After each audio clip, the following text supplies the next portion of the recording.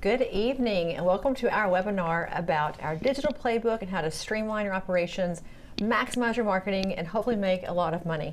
So I'm here today with a very special guest in studio. We have with us Michael Antosy, who is a practice growth consultant from MyAdvice, one of our long-term partners, has been a great partner to Aesthetic Record, to our clients to help them to grow their patient base and their lead generation. And Michael is an expert on all things marketing, especially AI and the new frontier of how things are working right now in the marketplace.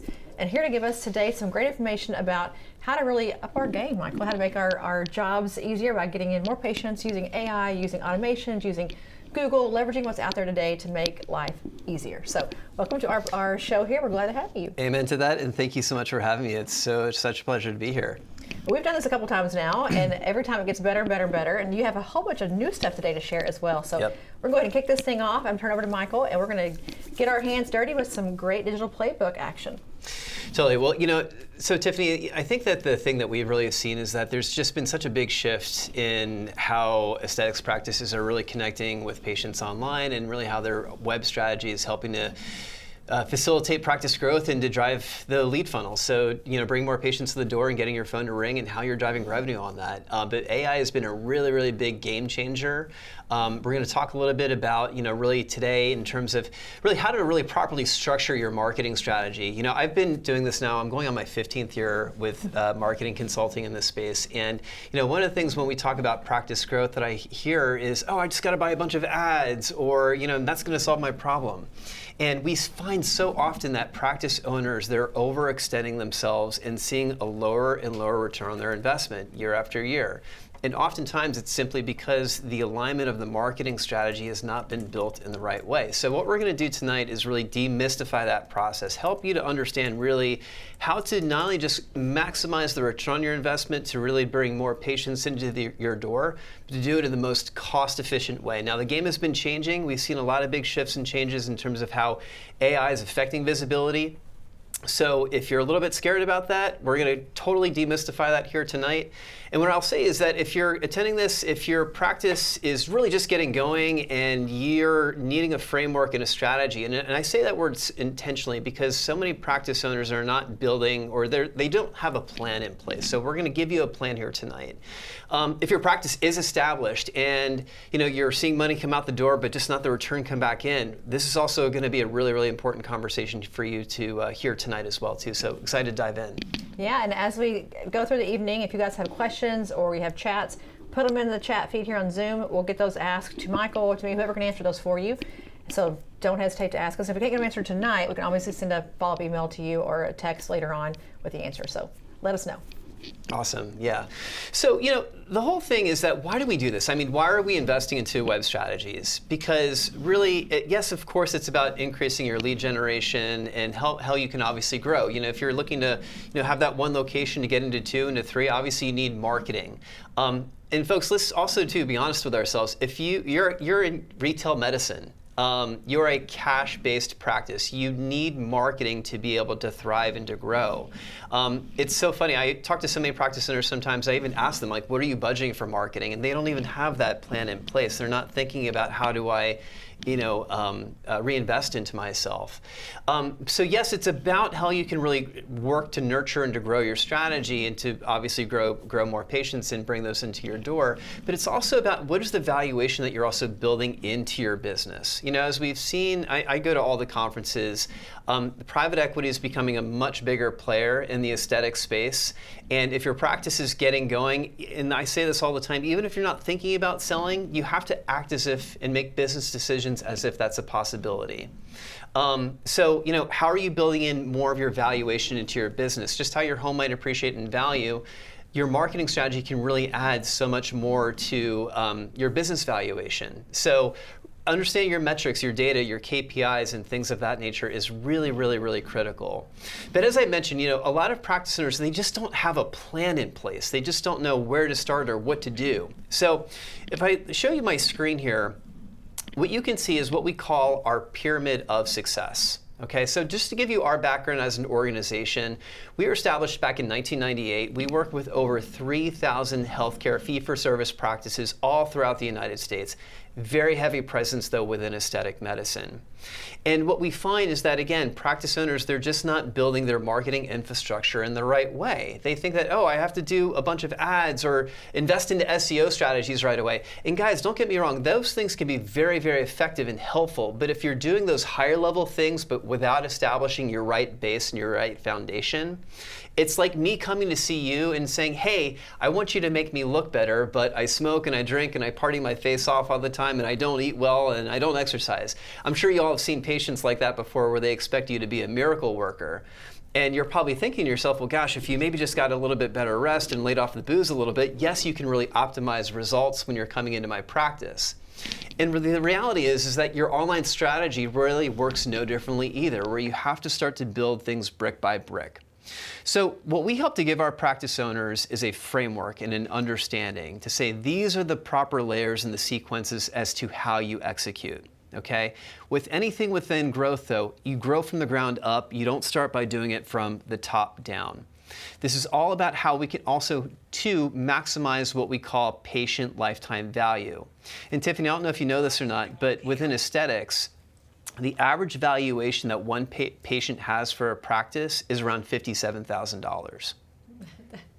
That's nice. Crazy, right? So you got to keep them in the practice, and you got to get them in the practice to keep them in the practice. When's right? the last time any patient has walked through that door and said, God, you thought to yourself, gosh, there's $57,000 that just walked through my door. You know, the $1,000 I invested into my marketing produced that, right? So we start to really understand that that's why you start to build in a strategy. It's about recession-proofing your practice. It gives you a very, very different mindset in terms of really how you approach this, okay? So what we can see here at the bottom is that it all starts with having a fantastic website, because it doesn't matter what you do to market your practice to drive visibility.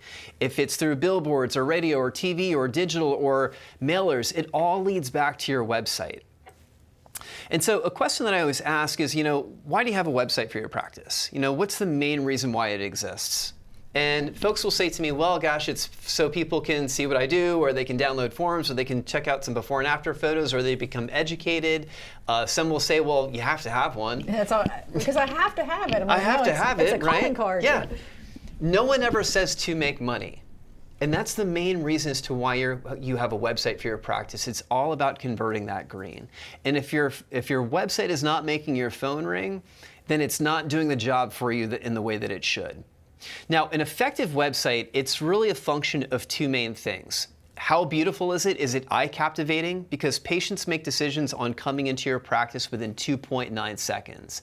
And within that time, they're only operating from a very superficial level. It's like, am I staying or am I going? And guess what? If you don't captivate that attention, they're not going to stay. So let me show you guys a website here. I happen to recently come across here. And as we take a look at this site, you might ask yourself, like, what is the vibe? What is the essence? What is the je ne sais quoi that you really feel when you look at this? Does this site represent a practice that you feel like invests well into themselves? Or is it giving you a first impression, okay? Clearly if you're, imagine being a patient, and by the way, an average patient usually is observing 4 to 5 aesthetics practices before making a decision to come into that one main practice. So obviously first impressions matter tremendously. Think about how much training you've gone through, or where you've gone to medical school. I mean, all the sacrifice that you've put into generating and creating your career to create this business. All that can be lost in a second if you're not being able to captivate the patient's attention. So, is there a lot of great movement on the website? Does the site feel as if like you've really invested well into it? Now, as beautiful as a website needs to be, you can have the most beautiful site in the world, but again, if it's not making your phone ring, it's not doing the job for you in the way that it should. So when I look at a site like this, the first thing I ask myself is, where the heck's the phone number, right? And keep in mind, I mean, if a patient's taking the time to give you a call, they're very interested, right? And good, effective lead generation is about removing friction. You want to make sure that that patient's journey into calling or inquiring is as easy as possible. And you all know this better than what I do. Sometimes it takes patients even months to make a decision about getting an injection, a facial injection. But by the time we've made that decision, hey, we want it. We wanted that thing yesterday already, right? So there's always a sense of urgency as to when people land on this site. And so, imagine being on here and you're like, wow, this looks like a great practice, but how can I get in touch? Where's the phone number? Yeah, I got to go pick up my kid from school. You've lost him at that point already. So those calls to actions always, always, always need to be front and center. You want to make sure it doesn't matter where a patient scrolls on your website, that phone number, that main call to action is always going to stay very well visible on their eyeline because, again, you're making their lead generation process into your practice that much easier, okay? Now, what I will tell you that actually converts at a higher rate than a phone inquiry is actually a form fill. And keep in mind, and think about this logically, like when are patients, if they're coming into your practice and they're considering your services, when are they generally doing their homework? When are they doing their research? Is it between the hours of 9 to 5? Probably not. We're all working during the day. It's 2 a.m. if you're me, Michael. I'm doing it Absolutely, at 2 a.m. right. I bought my wife a PRP facial as her push present when our second was born. I was inquiring at 11 o'clock at night, laying in my bed on my phone, and my wife was snoring next to me. You need the 24-hour practice, right? That's the whole beauty of the website. 24 hours a day, they can take action. Absolutely. And so, when you think about that then as well, too, imagine being on this website again, and, well, I can't call because it's 11 o'clock at night, but maybe I can at least, submit my data through the page itself. And when we take a look at a site like this, gosh, there's not even a place or a form fill on the pages themselves where you can submit data through, my name, address, phone number, my email, whatever that might be. And as marketers, that's also really important. We rely on this information because we also want to then understand where our leads actually coming from in your website. Are they coming from specific pages or are they just coming from a general contact form? If you understood the differentiation between that, it helps to inform more of your future content strategy. What new content pieces might you be filming or content you might be creating on these particular pages of your website to make them more beefier and beneficial for the visibility of your practice. And so if you understood where leads were coming from, it helps to then inform how you start to build in more of your marketing strategy. Now, what I will also say is that in today's age, 75% of your traffic on average will come from a mobile device as opposed to a desktop computer, okay? So how does your website scale down onto mobile? If I were to say, take a look at this, and then I start to consolidate my browser's window in here. Oops, I had left another window up here. But as we start to bring this window in, is there features like mobile click to call? Can I click on a phone icon and get connected to your practice's line right away? Or can I find the social media links to help to stay engaged with the practice as I leave? We're not finding any of that here. So, as I take a look at a website like this is a very, kind of decent looking site, but the conversion elements are just simply not there. And it's always going to limit your overall revenue generation potential if you don't have a well-structured website in this way.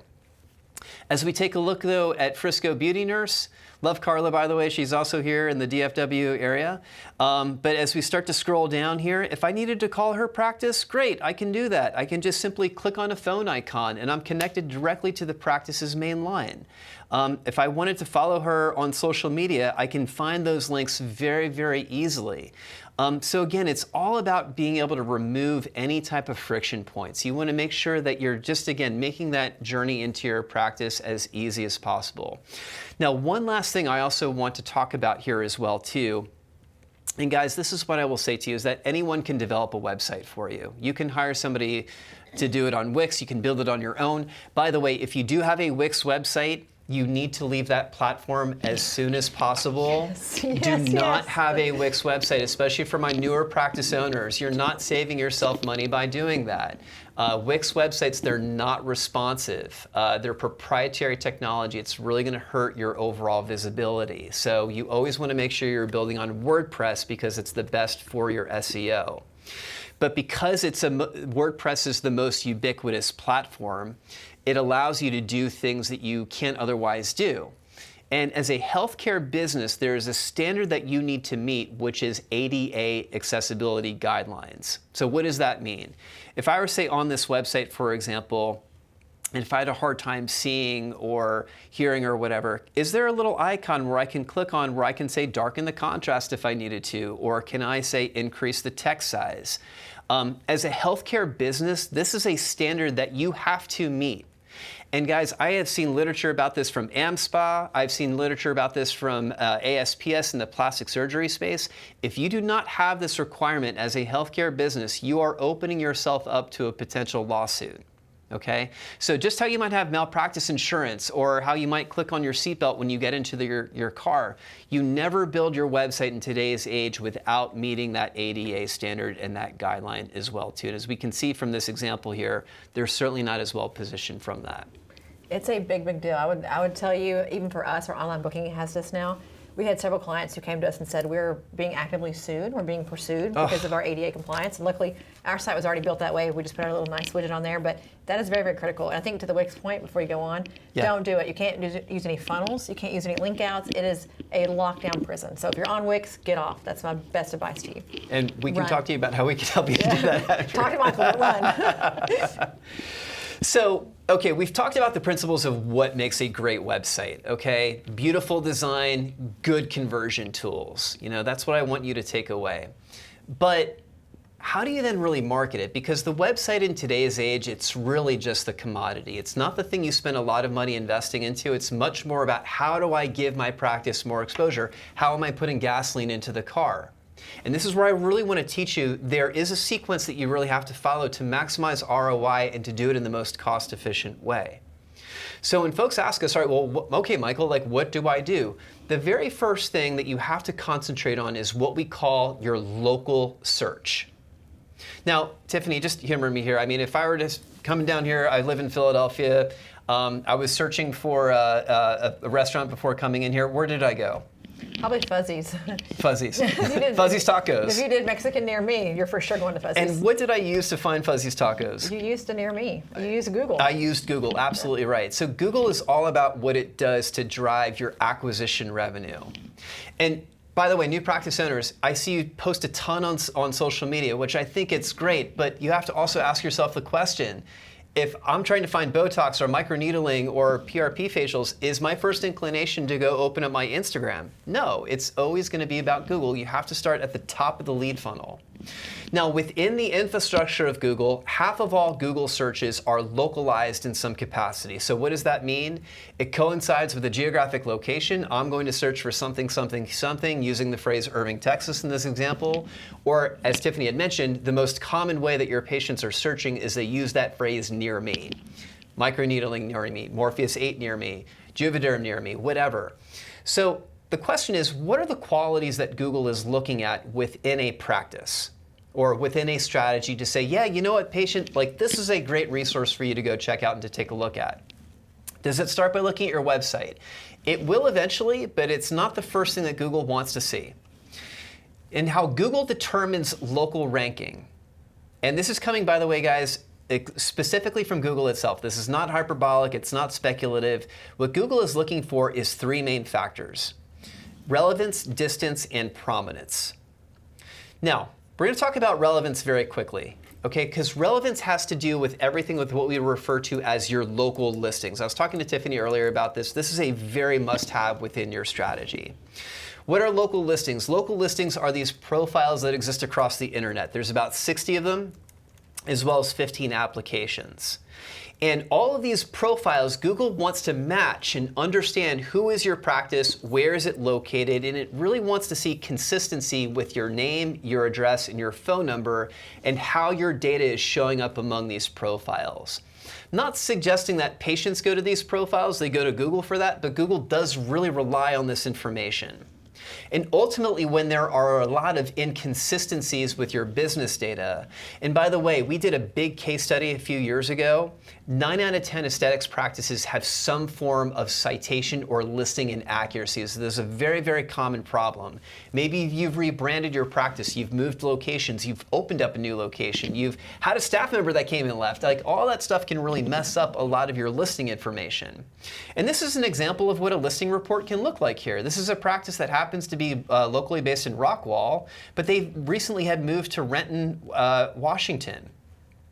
But we're still seeing conflicting information between, well, okay, is this a Texas-based practice or is it a Washington-based practice? As we take a look at this particular citation report here as well too, we're finding inconsistencies with the phone number. You know, the phone number ends in 9795, whereas this one ends in 6061. So again, if you have tracking phone numbers to track your leads, it can be a very smart strategy, but also understand you have to account for that negative impact it's going to have on your local optimization. So it's very, very, very important that all of this gets cleaned up, because that's what really helps to drive a lot of your local near me optimization. Now, this is not something you can do on your own. You need processes or tools that will actually do this for you. So one of the things that we actually integrate when we put together a strategy is we have a tool which is called Local SEO, and I believe that AR does this as well too within their platform as well. But again, very, very important to be able to align listings. What this tool basically is, it's a software application that syncs into your Google business profile. And really, it's a combination of offense and defense, where if there is any misinformation or bad data, what happens is that gets suppressed through an API or a tool. But then the second thing is that we push all of the clean and the accurate listing information about your practice to all these profiles and directories, and that gets maintained. That's not just a function of maintaining name, address, and phone number. We're also optimizing services, office hours, payment methods that you may or you may not accept. It's really complete overall business listing management. And keep in mind, people will search on Google. They will search on Google Maps. They'll take out their iPhones and say, hey Siri, who's doing Botox near me? So there's a lot of different modalities that patients will use to access local resources. A tool like this will optimize you across the board for all of that. Now, what our data actually shows, and this is a case study that we had profiled looking at over 200 aesthetics practices that we work with, because folks always ask, all right, well, what can I expect? An average practice will see, and I don't know if you can see here, my Siri is now popping up because it heard me on my screen. But an average practice will see a 23% increase of more views of their practice on Google searches, a 22% increase in terms of direction requests to your practice from platforms like Google Maps, an 18% increase in terms of website traffic from listings, 11% increase in terms of inbound phone call volume. All these are calls to actions which equate to revenue on the back end. So when your goal is to grow well, this is really where your work begins. I think this, I would say too, if you're a practice who is moving, to your first example, if you have two addresses, people go to the wrong place, you're moving across town. This happened to us when we had a practice in New York. They go to the wrong place or they're confused. You need the internet to have every place that they ever look the right address. Totally. That is one of those things that, despite it being a huge part of SEO, it's also just really annoying for a patient to not know where you are. So I think if anything that you do that's like just a low-hanging fruit, listings management has a huge impact, as you've just seen, but it's also quite simple if you have a partner who can help you get it done. So big impact, easy lift. Absolutely, couldn't agree more. So there's another thing that Google is looking for, which we haven't discussed here, which is prominence, okay? If I go back here, so this has everything to do with your Google review count and your review score and how that factors into your local ranking. So if, local listings are the yin, Google reviews are the yang to that. So it's like peanut butter and jelly, that like Forrest Gump and Jenny, they go hand in hand with each other. The thing that we find though, and this is where practices really struggle, is that they're not generating reviews consistently enough. And for everyone watching this, and I hear this from all my practice owners, and if I ever ask them like, what are your best lead sources? They always say word of mouth, word of mouth, word of mouth. It's always my referrals. Well, guess what? That doesn't mean you don't market, but you have to start to align a marketing strategy that also caters to that as a pipeline, because you can't just rely on that goodwill. You have to be able to back that up. And a great Google review strategy really helps to affirm excellence at a practice. It's what patients want to see within your practice. As we take a look here at one of our clients, Aesthetic Spa here, you can see that they're a 5.0 rating with 418 Google reviews. Now look, if your practice is just getting started, of course you're not going to be at this volume. But here is where I will tell you that Aesthetic Spa is doing well. And it's one of the most challenging factors in terms of generating reviews. You want to have a good rating, you want to have good volume, you want to be engaging and saying thank you to your reviews, because that also can help you with your SEO. But the most important part is consistency. You want to be consistent with it. It's one of the cheapest forms of marketing that you can do that have the highest ROI. I'll give you a little bit of a metric to think about here. think about how many patients you might see in a given week or a given month. If you're under 20 a week, you should be at a 10% return rate of new Google reviews compared to how many engagements that you might have. So if it's 20 patients per week, you should be consistently hitting 2 new reviews per week. If you're 25 or older, 5 to 10% is really where you, again, want to be thinking about. And this is where this practice is doing incredibly well, which is their consistency. A week ago, a week ago, a week ago. And by the way, when a review is aged 4 weeks or less, Google assigns it this new tag. So this is even Google's way of telling the person that's looking at your Google business profile, hey, this is the review that you really want to be paying attention to. So I talk to a lot of practice owners and they say, you know, Michael, I have a ton of happy patients. I ask them to leave me reviews. They say that they're going to do it, but they just simply don't do it. So you want to have some processes in place that will enable you to do it. So one of what you guys are seeing here, this is what we call our Client Success Center. And this is our main dashboard that measures return on investment for every layer of marketing that we do within a strategy. Right off the bat, what we can see here is how many leads has a website generated over a given time period, and we can track that data through form fills or calls or Google business engagements, understanding who was converted. Again, going back to that metric of lifetime value, what is one patient worth to your practice on average between a 10 to 15 year life cycle? $57,000. Would it not be useful for you to understand at this moment in time what your lifetime value is of leads as they're coming in? That can be very, very important data for you to help to capitalize on the here and now. Understanding again, hey, local listings management, hey, what is my current accuracy score like? How many live listings am I being featured on? Show me my changes between Google search and Google Maps, or help me to understand, hey, Michael, if I look at a dashboard like this, I can tell that this practice that on a Wednesday, they get most of their inbound phone call volume, whereas say on a Monday, for example, they happen to get most of their website traffic. So understanding those behavior and metrics of how people are engaging with you and finding you can be very, very critical to how you refine and you grow your marketing strategy over the course of time. Now, being able to generate reviews well and consistently is a key metric. And so having some processes or tools in place that will facilitate that request is very, very important. Aesthetic Record does this. We also have a tool which helps to send out a mass text message to as many of your patients all at the same time. And if I wanted to just send out a little test, a quick request text to myself here, I can do that. I will just put my cell phone number in.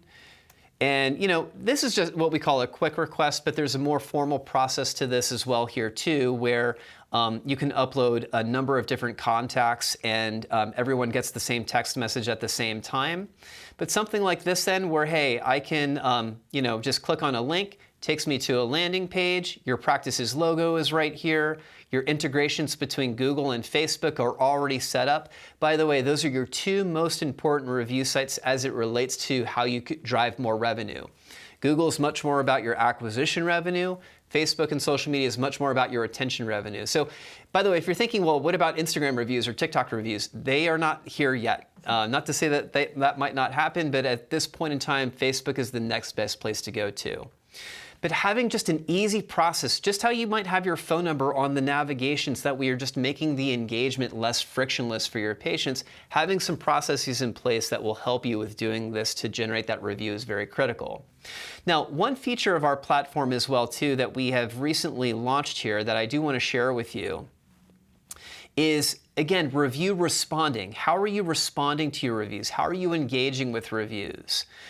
What we've actually have done here through our platform is we have actually integrated artificial intelligence. And I'm going to talk to you now about in a few seconds as to how AI is shifting the Google landscape and how that applies to your review strategy. But you absolutely want to be engaging with your reviews as well too, but also acknowledging the review in a HIPAA compliant way. Not outing the patient out by name, not acknowledging their service that they have done, but acknowledging the review in and of itself. So if I go over here to my latest review section on the tab here, you can see that the patient has said, I've been a patient of Dr. Rubio for over 10 years. She's always done such great work that all my friends were quite surprised when they found out I had Botox done. So what the AI understands then is that it's an appreciative review, it's a suggestive review, but overall it's a positive sentiment here. So what the AI is then going to do is it's going to generate a HIPAA-compliant auto-generated response for you. And if I can tell the AI here, hey, you know what, make it a friendly writing style. I want it to be response length. I want it to be details. That means long. And when I give the AI those inputs, and by the way, the AI will start to learn you. It starts to understand your languaging and how you talk to patients and what your natural vernacular will be. But once it starts to understand that, then it can actually create an auto-generated response here for you. You can see it's thinking here right now. That once this is then created, you can just point, click, and send, and this goes directly to your Google business page. So as Tiffany was saying earlier that, listings are kind of like low-hanging fruit that not a lot of practices really capitalize on, but it can be a good ROI tool. This also applies to how you engage with reviews as well too. All too often I see so many Google business profiles that have a lot of good reviews but no engagement. So again, if you want to sharpen your axe as it relates to getting more leverage with your SEO strategy, this is a really, really great place for you to start as well. Okay, with 30-second question, put you on the spot. Go ahead. We've got one that came in, and guys, I am looking at them, and I'll get them all asked. What are your thoughts on Yelp? Oh, okay. I've got some, but I want to let you take this one. All right. So, guys, listen, here's what I will just say to you, is that marketing is not an exact science, okay? There are always going to be shades of gray, and some things will work better in some markets, and some things will work better in other markets. If you're asking my personal opinion, I am not a fan of Yelp. I question their business practices, and if you don't know anything about Yelp's business practices, I would just encourage you to Google Yelp Supreme Court case, and you can learn a little bit more about that. The thing I don't like about Yelp's platform is that they really they will suppress positive reviews, and as a practice starts to build out more positive review volume, generally you have to then pay to have those reviews continue to be released, which I'm not a fan of that type of business practicing. So I will say to you, I would try to invest less onto Yelp. Google is really the gold standard. It's the first thing that people will see. If I go back to this example over here where I was Googling the name of the practice, what's the first thing that we see on a search result? Are we seeing their Yelp page? No, we're seeing their Google business listing. So not only is this, again, part of the initial first impression, but we also know too that Google reviews placate into your visibility. Yelp reviews do not do that. So for those reasons, I would absolutely say to you, you should be giving much more specific concentration and focus to Google. What do you think about Yelp? You took the words right out of my mouth. I think if you have to pay to play to get your reviews to show, it's not the right platform for me. 100%, yeah. I think if you're awesome, you should get to be awesome. I think Google is very democratized in that way. You can not run ads and still have a great ranking. I think with Yelp, if you don't run ads, you don't pay, you don't get a good ranking. Yeah. Since we're talking about Google reviews here, I actually want to show you a little bit about what I've done here. And so this is what we call SGE. And we're going to talk a little bit more about this as it relates to SEO and content optimization. But what SGE stands for is Search Generative Experience. And this is what Google is now, it's also known as Google's AI overview. So if you've done Google searches lately, and if you've maybe have asked some questions onto Google, you can see that now some of the search results that you're getting back here are somewhat differentiated. So what I actually wanted to ask Google here is, since I'm here again in the Dallas Metroplex area, who's the best at doing Botox in Dallas? And right here we can find Google's AI overview here of what it's recommending here for me. Now, we're going to talk in a little bit as to how these practices are showing up here, because it's really, again, about how you start to follow that pyramid framework that we were talking about. But as we start to dig into more of the nuance and the detail here, factors to consider when choosing a Botox provider: the injector's experience and qualifications. We're going to talk a little bit more about how this relates to your content strategy in just a quick moment here. But reviews and testimonials. Read reviews from other patients to get an idea of their experiences and satisfaction. This is even Google's way of telling you as a business owner, hey, wink, wink, consistency with reviews matter. Like if you want to start to now appear within more of these generative search results that we're finding on Google's platform, you really want to be focused on that. And as what you can also see is that this is what Google is favoring. When I type in this search here, this is being promoted more than a Yelp listing right over here. So again, kind of going back to the question, what do I think about Yelp? I think you obviously want to be nurturing Google as much as what you can. I love that though. It's giving you a paint by numbers of how to maximize Google. It's telling you, when I look at a site, I care about these things. That's how I decide if they're good or not good. It's telling you what to do. So I think just do the AI search in Google and you get, in a sense, like the black box of all the things that it wants you to say in order to put your content on top. I wanted to talk about social media next. I'm going to come back to that though, guys. So social media is now the next layer in terms of our framework and of our pyramid. But since we're obviously now kind of clearly on this AI with Google, I think it's really, really important to understand how the Google algorithm has changed and shifted, and actually seeing some real website examples that you can start to model and understand as to really how your practice can be much better positioned with your content strategy as well too. So let's think back to December 2022. That was when ChatGPT first really came on to the market, okay? And it was, let me give you guys some context here just about Google. If you've known anything about Google, Google was actually a replacement to the Dewey Decimal System in the library. I don't know if you knew that or not. There were these two guys from Stanford that developed this algorithm that said, hey, listen, who wants to go to the card stack to try to find the book? We just developed this computer program where you could just type in a few sentences of the book and it will tell you where it's at in the library. That was the whole birth of content aggregation, how we use content to find resources, right?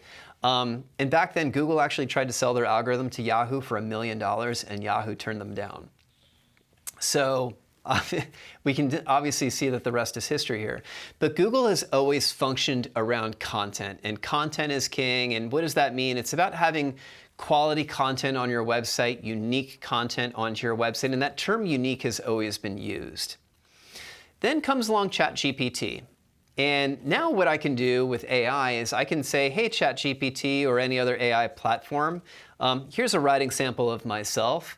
And I want you to study that writing sample. And based on how you now know me to write and to speak, I want you to write me a one-page article about, let's just say Juvederm. It should be constructed in an educational format, but you should also use my writing style. And ChatGPT can now do that. Now, is that content unique? It is. I mean, it's never existed before. But Google's now going a step further with its content optimization. Having unique content or keyword stuffing content, that has now gone by the wayside. What Google is really wanting to understand and to see is the content helpful?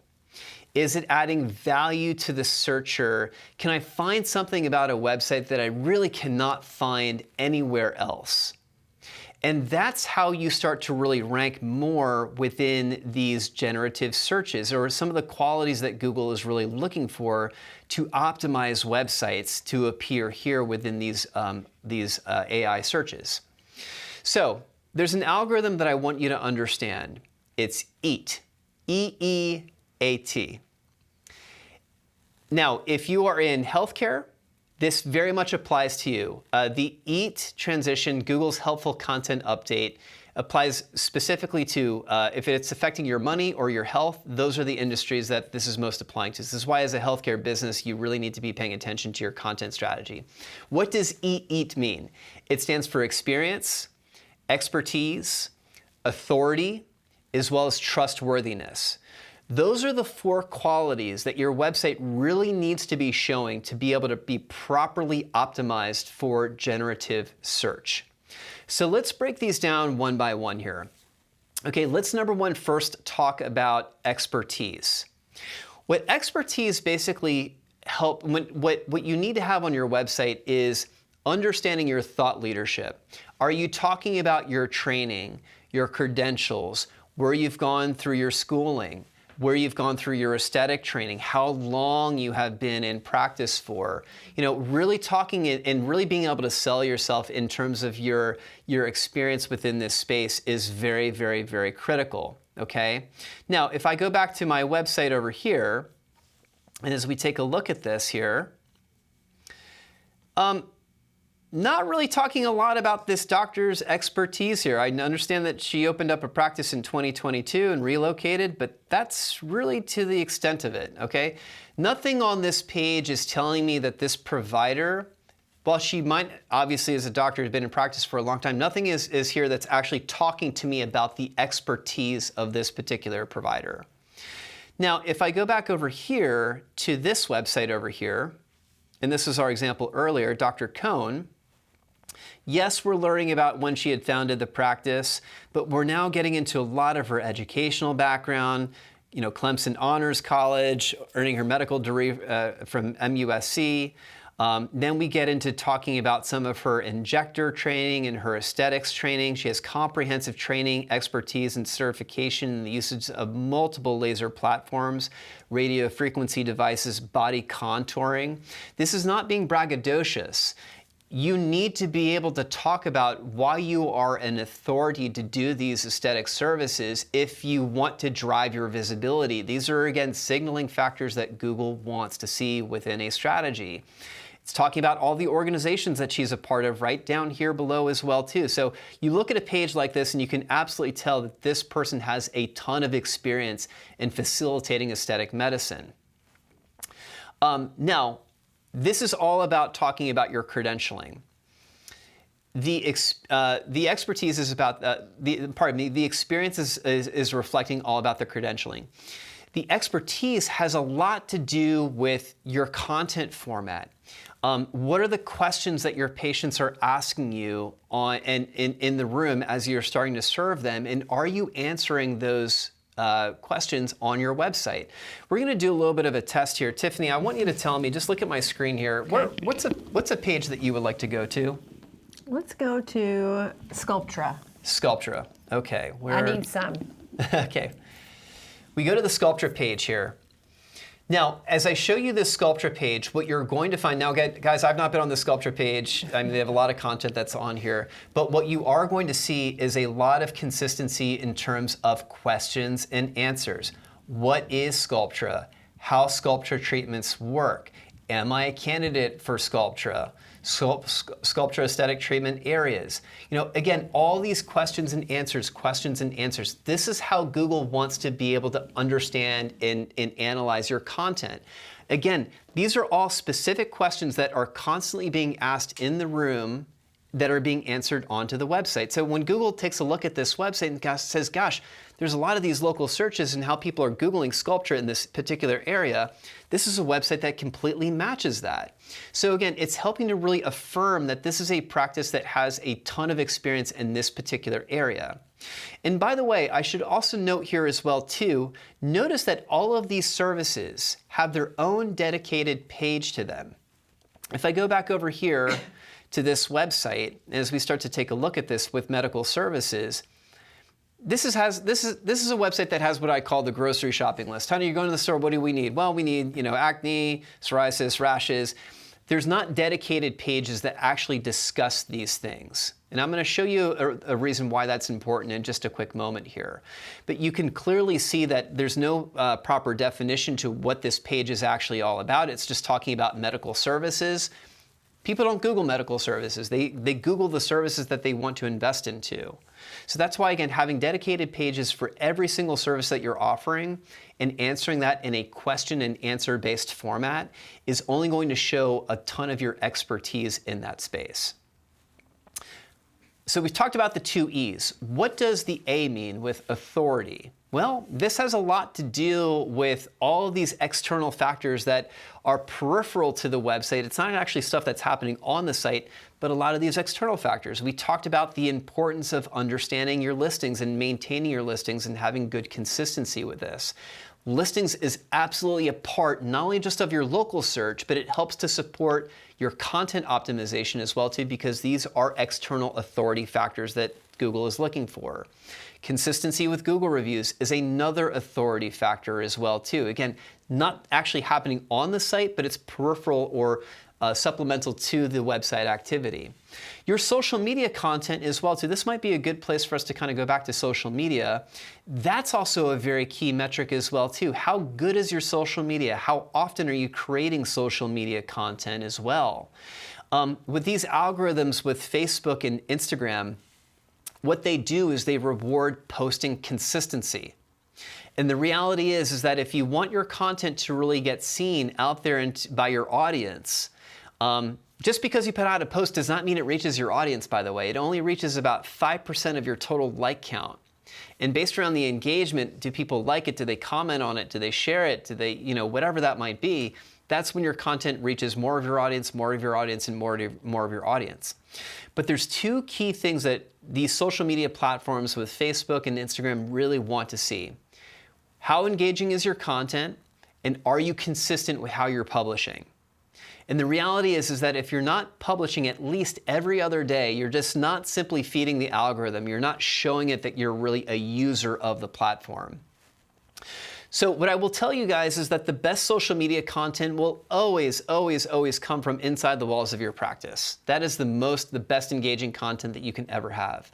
But for you to be posting every other day when you're thinking about staffing and payroll and, I got to hire and whatever that might be, there's only so much time in the day. So we have another tool that's called Social Power that's really meant to be an adjunct or a supplement to what you're already doing. It's by no means meant to be a replacement. But what we're able to do with a tool like this is that we can produce content based around medical spa services that you offer at your practice. We post 4 days a week on Facebook and then 3 days a week on Instagram. Through our platform, you'll actually be able to, we pre-publish 2 months early, so that way you can see all the content that we've made for you. You can make your own edits to it before it actually goes out. You can even use AI to write your own post captions as well too, which is a really cool feature. So let's just say if I take a look here, I want to see some content on microneedling, Botox, maybe I want to see some content on PDO threads here. I'm just going to choose a few different topics, but based around that then, that's what we then can supplement into your feed. So again, it's 4 posts a week on Facebook, 3 posts a week on Instagram, pre-published 2 months early, so that way you can give it your own flavor and spin before it actually goes out. Let's take a look here at this post here, for example. We'll take a look at this one here because it's the girl in front of the leaves. It's pretty recognizable. So let me create this post. I'm going to have this go out tomorrow, so that way you all can see this here. And this is the really cool thing, because once you hit your publishing, all of your posts are then outlined for the next 2 months, okay? So if I go down here to my PDO thread post, you can see that by the time you land here, 90% of this work is done. The text has already been created, the image has already been selected here for you, it's already been pre-scheduled to go out. You just might need to make some minor modifications. But this tool is really designed to give you more of your time back. Rather than doing your social media every other day, it's something you can do once every 2 months and then you never have to think about it again. So, hey, listen, if I wanted to modify this text, cool. I can, take all of that out. I can write in my own text here if I wanted to do that. I can even ask AI to write my post caption here for me as well too. So you're not having to go outside of this. It's all contained directly here within the platform. So I'm going to say, write a funny post about PDO threads, have it be relevant for a 20 to 50, 60-year-old female demographic in Irving, Texas. I love that. Very specific prompt writing. Yeah, That's there you go. Key. Be specific. I want it to be long. I told it to be funny, and let's just see what the AI comes up with here. This is where we roll the dice in the live demo. Oh yeah, here we go. So ever feel like your face is a saggy hammock? Yes, I do. Fear not, PDO threads are here to lift your spirits and your skin. Say goodbye to wrinkles and hello to a face so tight it could bounce a quarter. Perfect for the fabulous ladies of Irving, Texas who want to look as young as what they feel. I don't know about you. I think that's pretty damn good, though. I think it's compelling, very compelling. So anyway, again, you can utilize these tools to, again, help to give you more of your time back and to have another layer in terms of your creative process that's here. So again, a really, really cool feature of this platform as well too. And if you feel like you're struggling with a lot of your social media content, this can absolutely help to be a nice supplemental tool for you. But again, why are we doing the social media? Because it's going back to the authority factor. So there's 3 peripheral authority factors, which is what we call your listings, your Google review consistency, as well as your social media consistency. Notice the operative word there is consistency. If you want things to work, you got to be feeding the machine. What I also love what you just did, I'm just going to make a note, is that once you've adopted your voice, anyone can do it. Now that you kind of create your mantra here, I can come do it for you, Jane can do it for you. It doesn't require you, Michael, to have to do it every day.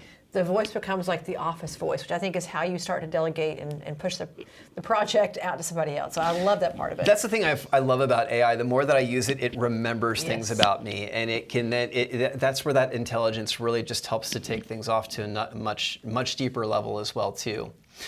Trustworthiness is the last factor in terms of this Google helpful content update. And again, we're talking about how are we optimizing ourselves for AI overview search within Google's platform. Experience, expertise, authority, and then finally trustworthiness. So trustworthiness depends on a lot of different factors here. But again, do you have the right type of a website product? Is it built to Google standards? That's why we've talked about Wix. Get off of it if you have it. It's not mobile responsive, which is that having a site that's completely responsive is what Google likes to see when it's showcasing sites. Is your site, do you have SSL encryption? Is there security tools that are integrated into your website's framework that help to keep the experience secure? Particularly if you have an e-commerce shopping solution where you're actually selling products directly on your website, you need to make sure you have SSL encryption. We've talked about the importance of having ADA compliancy as well too. Again, this is all a part of the multifactorial system that is really going into the Google algorithm. So that's why we say this is not just important because it's helping to protect you from a lawsuit, but it's also getting in compliance with some of these standards that Google now wants to see to make your practice much more visible as well too. The last thing I'll just talk about with content optimization, and so I was sitting in a lecture a few years ago, a guy by the name of Matt Cutts, who used to run head of Google search algorithm, and more specifically for the healthcare division. And he had said by starting off this lecture that Google has a favorite website. And I'll give you a few hints. It's not a shopping site like an Amazon, it's not a social media site like a Facebook, nor is it like a Google affiliate site like a YouTube, for example. But there's one main website that Google always shows. Wikipedia. Gosh. Is that what it is? You ruined it here for me. It always sees Wikipedia. But why do we always see Wikipedia? Give me an example. What's a band you like to listen to? Oh, let's go with Dave Matthews Band. I love DMB. Me too. So if I do a Google search here for Dave Matthews Band, you're going to find right up at the top here of Google is there a wiki page. I'm here, again, I live right outside of Philadelphia, Pennsylvania. So I'm going to do a Google search here for Philadelphia, Pennsylvania. Still, again, you're going to find within the first page of Google is Wikipedia. Why do we always see Wikipedia? Because of the content on this website. It's taking a look at something like Dave Matthews Band, and it's covering it from many, many, many different levels. It's talking about its formation, its breakthrough to stardom, the early 2000s, the band members. Where's Boyd Tinsley on here? I don't know where, but the current members, the former members. And if you look at a page like this, it just goes on and on and on and on and on with great content. Very similar to what we're finding here with this website here as well too, where it's just going on and on and on with great content. I see this a lot, especially with newer practice owners, where they think that, well, people don't want to read all that content on my website. And I agree with you. Patients don't go to your website because they want to read. They go there because they want to become engaged. They want to trust that you are the practice that they can go to. But guys, if you don't have good information to support this on your website, they're not going to find you. Okay, so it's not about having the text and the word serves for the purpose of visibility. It's not necessarily because you want to help this patient become super educated by the time they come into your door. If they're educated, great. I mean, all the more benefit. But it's much more about how you can really. My hope for you is to really think about your practice as being the Wikipedia of aesthetic medicine in wherever you practice. You know, you really want to make sure that your medical spa site is dominant with great content that really reflects, again, your experience, your expertise, your peripheral authority, and making sure you have a trustworthy platform. Well, and I think if you look back to the early 2000s, it was keyword stuffing, right? We all were keyword stuffing everything. Yep. That's no longer the case. And I think one thing I would say, what you just said, that's so powerful is the takeaway is you want to answer Google's question. I mean, Google wants to serve. So does AI, right? They want to serve you what you've asked for. And if you make it easy for them to serve the answer up, they will love you even more. Because at the end of the day, ChatGPT wants to answer your query. And if I give it all it needs, like Wikipedia gives it all it needs to answer the question, it keeps going back there because it's been validated, to your point, that this information is good, it's relevant. People are saying it's correct with Wikipedia, and they keep going back to the well. So I think that there's just this part of like question answer, what you said, just make it a question answer. It's about making things easier. It's about removing the friction, just how you want to have a great lead generation website to make the patient's journey into your practice easier. Again, I think you said that perfectly. It's about removing friction, making just that process much easier into the overall strategy. Last thing I want to talk to you guys about here is paid ads. Now, I think that paid ads can be a really, really great and important strategy, but what I will also say too is that it's expensive to do, and you want to be doing it consistently to see a good ROI from it. But I also seen practice owners where they get caught, where they do ads too soon because, you know, their mindset is like, oh, I'm new, I need to do ads right away, I need to get people into the door, but like, I don't have any Google reviews. I have a website that is kind of crappy, that doesn't convert well. And what ends up happening then? They waste their money. They waste their money. You're seeing all this money go out the door that's stressing you out even further, and you're not seeing the leads come back in. So ads can be very, very effective because it's also helping to reach a particular patient type. You're not going to run an ad for a MedSpa, but you're going to run an ad for that new laser that you just got or that new body contouring device that you have that you just invested into, because you want to bring more of that patient type into your door. But as I had mentioned as well too, everything is very, very holistic. You want to make sure that all these foundational elements are built well, so that way when you start to really put more significant dollars into an ad strategy, that you can really get performance out of it as well. So again, if you're stuck with really how to figure that piece out, you're going to see a QR code here in just a little bit where we can schedule some time to talk a little bit more one-on-one and let's align a little bit more about how we can obviously help you to get much more leverage from your strategy. Okay. Oh, I feel like I've already learned so many things, which is very exciting. I think the AI part of it, if you're looking at this thinking, I don't know anything about AI, and I'm struggling, and I'm like having my oh no moment, scan the QR code. Get with an expert. AI is overwhelming. I mean, if we think about it just on the aggregate of our world, it's everywhere. But I think Google has made it very transparent, frankly, very codified of how to do it. And the EEAT, my days was the EAT score, now we have an extra E. So it is different. There are these additional bells and whistles that you have to add. And you can be a great injector, great provider, but if this part is missing, you will struggle. You can't get them to come back fast enough. You've got to have leads coming in too. So I think it's really critical that these are things that are, as much as you go to an injector training to learn, you've got to also be learning and educating about these kinds of marketing things as well to be really successful. I couldn't agree more, absolutely. And just to kind of recap here what Tiffany is sharing here, so this is again the whole framework of really how to optimize your strategy well. So if you're, we're halfway through this year almost, don't let another 6 months go by where you're obviously not getting the returns that you need. If you know that you need some help, if this whole AI stuff is just really confusing you, you don't know how to be positioned, we're the experts. We would really love the opportunity to schedule some one-on-one time to talk a little bit more about how we can help. If you can go to the next slide here as well too. We walk the walk and we also talk the talk. This is actually a client survey. We had profiled last year over 1,000 of our clients and wanting to just measure net promoter scores, and happy to say that with the 1,000 surveys that we had received back, we got a preferred rating at 4.9. So we're really kicking butt for a lot of our practice owners, and that data helps to reflect that as well too. Congratulations, that's incredible, by the way. Thank you so Very much. Good data. Yeah. We walk the walk again. We talk the talk. Google reviews are very, very important. If you haven't done so, I'd encourage you to do a Google search for MyAdvice. Make sure you put in Lehigh, Utah as well, too, because that's where our headquarters are based out of. This is one of my clients, Dr. Schaller. I took a screenshot of this, and I really love this. He says, finally, people offering 1950s level service with next year's technology. I think that sums up very well in terms of how we see our role as being much more of a partner in your growth and less of a vendor. And we've also put together as well too some very nice packages here for webinar attendees. We are offering these through May 30th.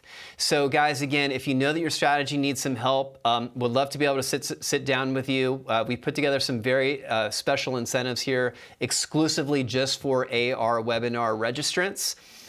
These are some packages that we have heavily discounted.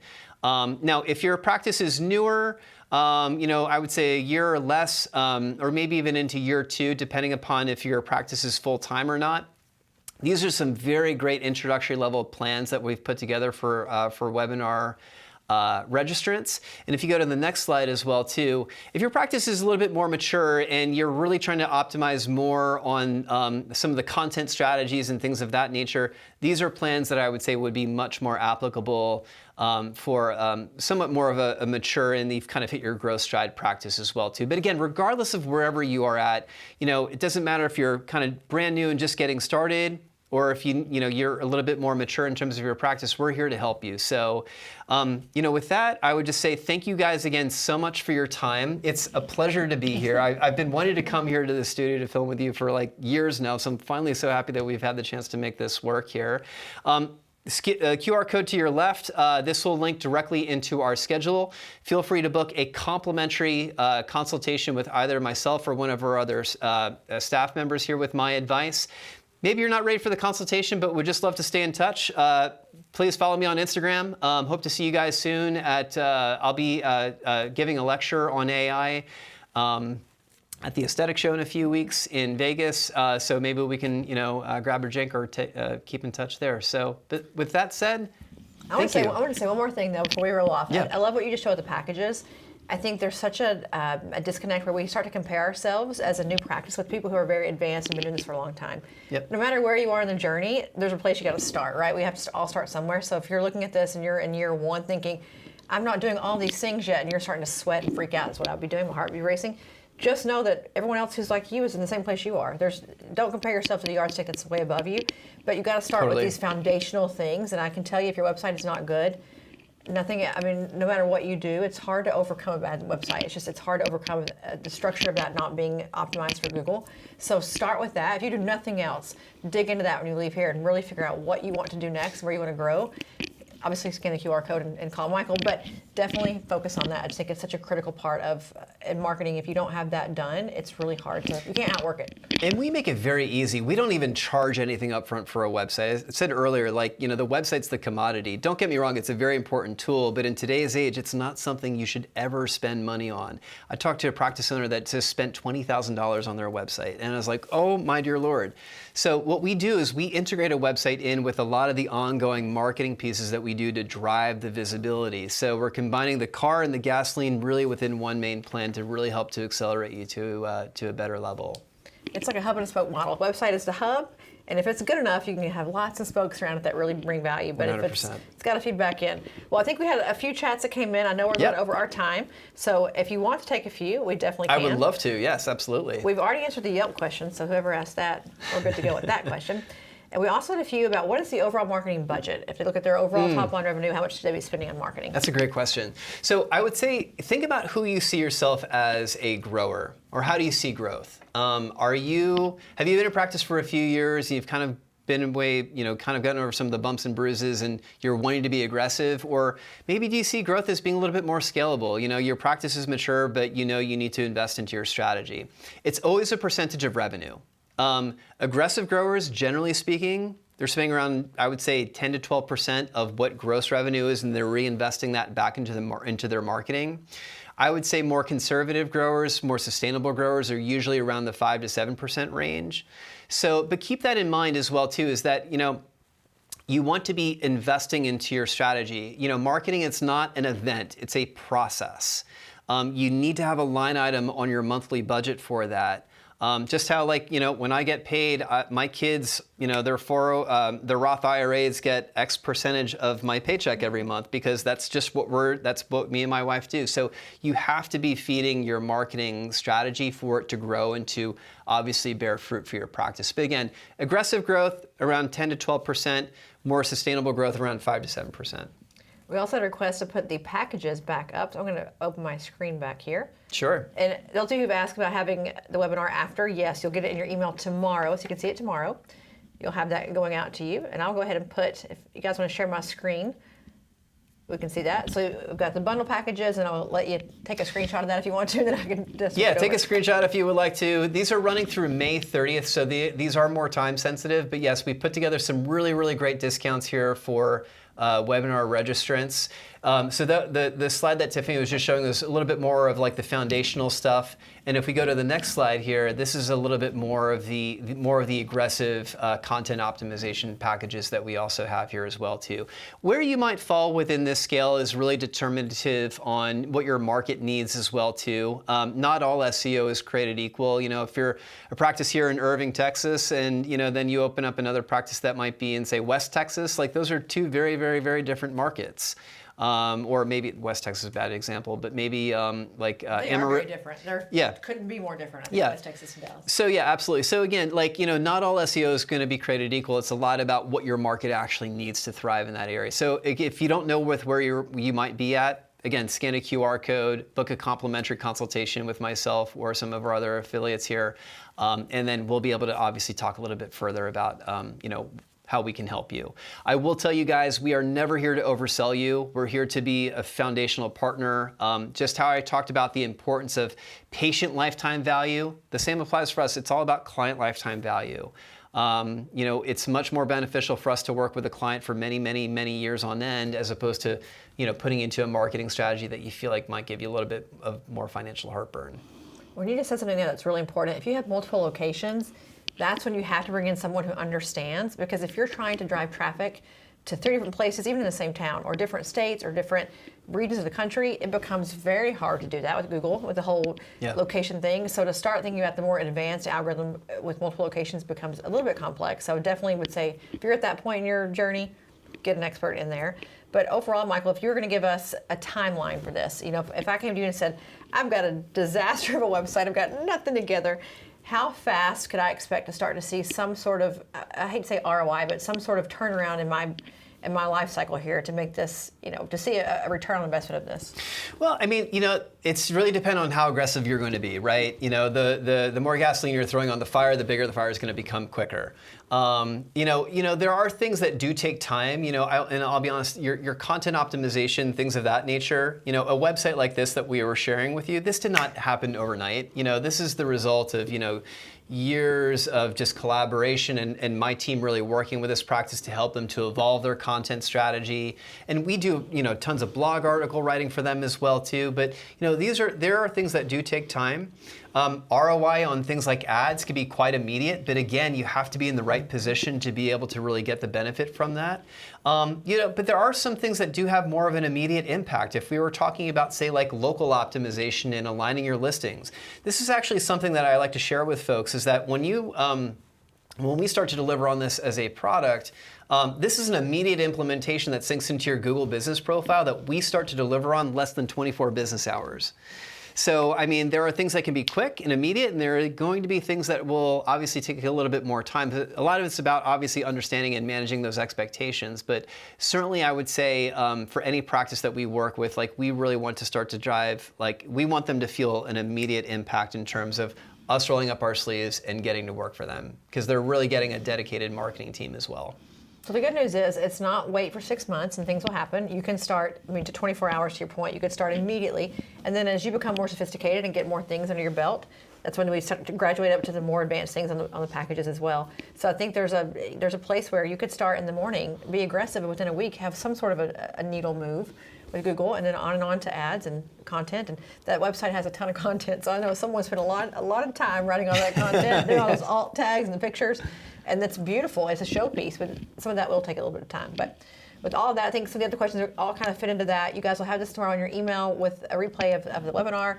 You'll have the QR code again in your email. You've had it on screen before, so definitely take advantage of this. I think the market is competitive right now. We're all fighting over the same people, the same patients, and the world's getting more sophisticated and more advanced, and we got to keep up, Michael. We've got to keep up with Google, with the algorithm, and we know what to do now. We know the answer. We just now have to go out and actually do it. That's the hard part. Yeah, absolutely. So thank you so much, Tiffany. Thanks for coming. Pleasure to be here. So appreciate it. Absolutely. We will see you guys all next time. Happy marketing. Bye, guys. Bye, guys. Take care.